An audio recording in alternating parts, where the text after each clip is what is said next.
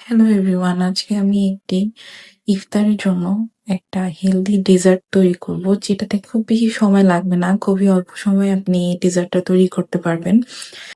ইফতারে ভাজাপোড়া খেয়ে খেয়ে আপনি ক্লান্ত, তাহলে আজকেই তৈরি করুন আমার এই সুস্বাদু হেলদি ডেজার্ট।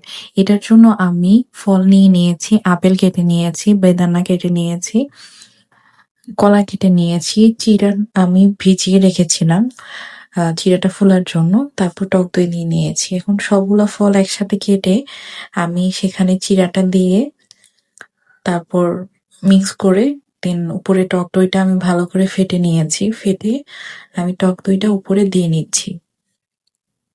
দিয়ে এটাকে ভালোভাবে মিক্স করে আমি চিলারে রেখে দিব আপনার আধা ঘন্টার মতো।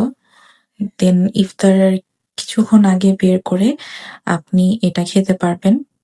এটা দেখতেও যেরকম সুন্দর, খেতেও সেরকম মজা। যদি আমার এই রেসিপিটি তৈরি করে থাকেন, অবশ্যই আমাকে কমেন্টে জানাবেন। আল্লাহ হাফেজ।